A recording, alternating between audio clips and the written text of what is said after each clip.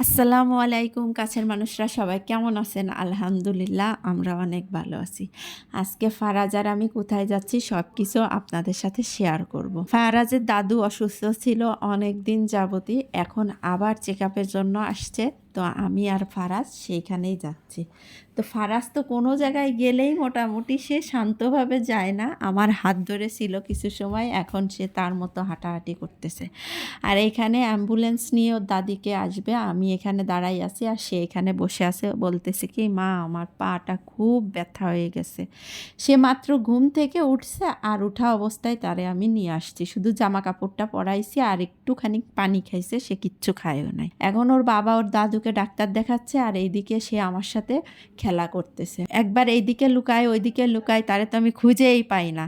খোঁজাখুঁজি করে তারপরে সে আমার সাথে লুকোচুরি খেলা শুরু করে দিছে। আসলে একা একা ওরও খুব বোরিং লাগতেছিল, তারপরে ভাবলাম যে সে একটু খেলা করুক আর আমিও তার ভিডিওটা করে ফেলাই। আর আপনারা তো তার ভিডিও অনেক পছন্দ করেন, মাশাল্লাহ। আমার ছেলেটার জন্য আপনারা দোয়া করবেন আর এভাবে আমাদের পাশে থাকবেন। তো দাদুকে এখনো দেখানো হয় নাই, সিরিয়ালে আসি আমরা। তো ওইদিকে সিরিয়ালে ওর বাবা ওর দাদুকে নিয়ে দাঁড়ায় আছে আর এদিকে সে এরকম দুষ্টামি করতেছে, ফাঁকে ফাঁকে তার দুষ্টামির ভিডিওগুলো আমি করতেছি, ভিডিও করতেছি। যেই দেখতেছে যে আমি ভিডিও করতেছি সে আবার দৌড় দিয়ে। তো এখন তার বাবা সিরিয়ালটা পাইছে, ওর দাদুকে নিয়ে ভিতরে ডাক্তারের রুমে গেছে আর আমরা এখানে বসে আছি।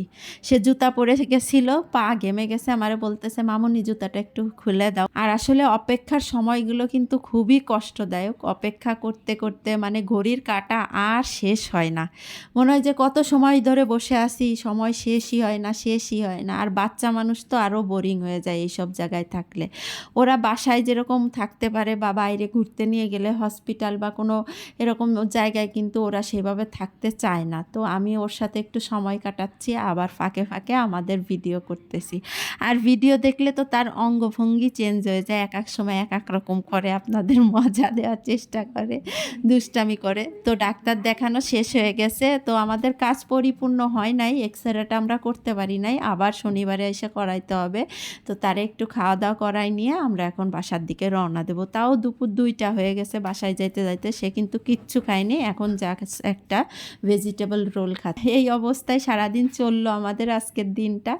আর রাস্তা দিয়ে যাওয়ার সময় একটু ভিডিও করলাম যে কিভাবে অ্যাম্বুলেন্সে আমরা গেলাম, ও সব কিছু তো আর দেখাইতে পারলাম না, কিছু কিছু অংশ আপনাদের সাথে আমি শেয়ার করলাম। তো আমাদের জন্য দোয়া করবেন, আমরা সবাই যে যেখানেই থাকুক সুস্থ থাকুক, সুস্থতাই হলো আল্লাহর সবচেয়ে বড় নেয়ামত। সবার জন্য আমিও দোয়া করি, আপনারাও আমার জন্য দোয়া করবেন আর সব সময় আমার পাশে থাকবেন, আর আমি যেন আপনাদের সুন্দর সুন্দর ভিডিও উপহার দিতে পারি। তো আজকের মতো আমার ভিডিওটা আমি এখানে শেষ করছি। সবাই সব সময় সুস্থ থাকার চেষ্টা করবেন আর জীবনটাকে উপভোগ করার চেষ্টা করবেন। সবাই ভালো থাকবেন, সুস্থ থাকবেন। আল্লাহ হাফেজ।